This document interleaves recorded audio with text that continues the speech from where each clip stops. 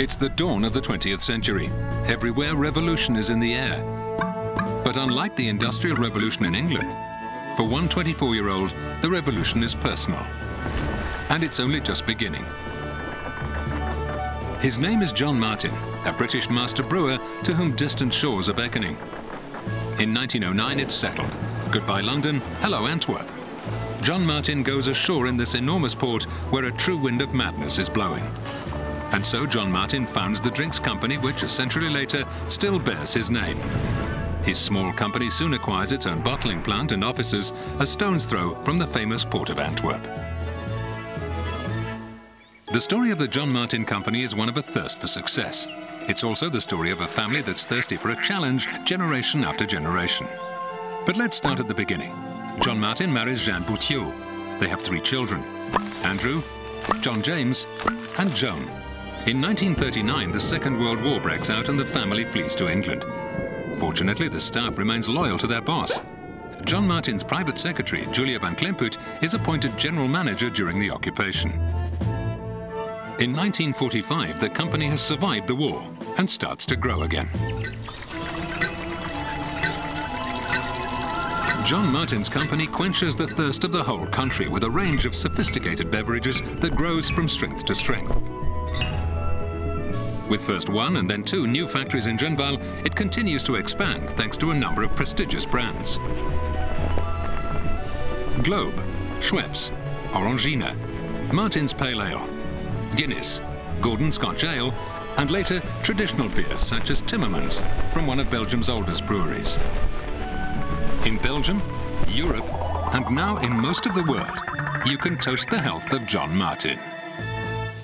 The man is a visionary. He's able to build his empire thanks to his natural feel for marketing and publicity. His first publicity stunt is at the Antwerp Zoo with poster campaigns that introduce the Guinness brand to the general public.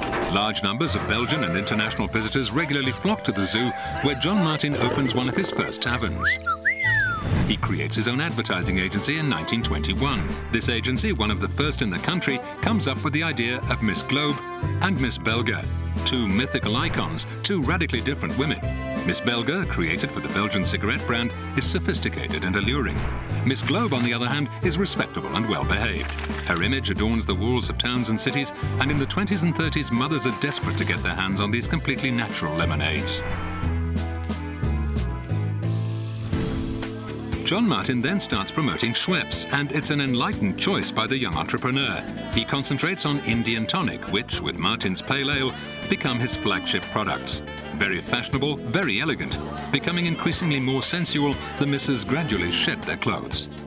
The John Martin Company evolves along with society's morals, but swims against the tide of the general trend. Sexy but stylish, by Jove.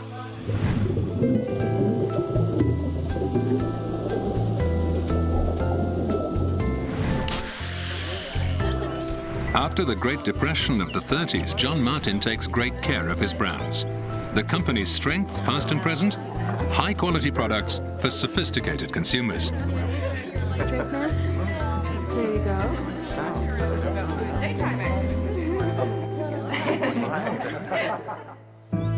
In 1966, a cloud appears in the sky. John Martin passes away at the age of 80.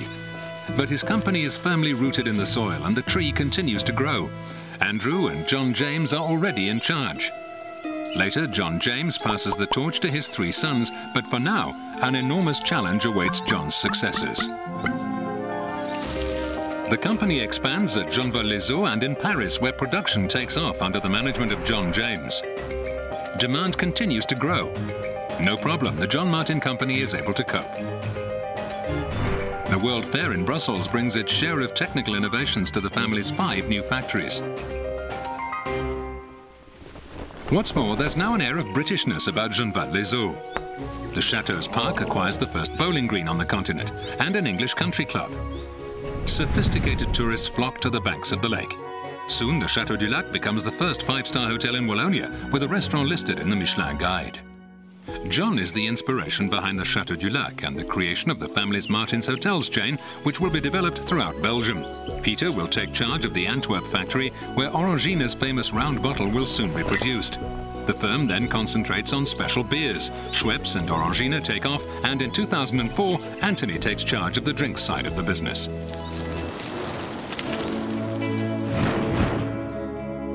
The only captain on board from now on, Anthony founds the finest drinks company. More than ever, quality is the main concern. The company repositions itself between traditional and trendy. It faces competition from multinationals and discount brands. Anthony and his team go for new products, new flavors, more contemporary packaging. They expand their special beer business throughout Europe with new partners in Spain, Italy and France.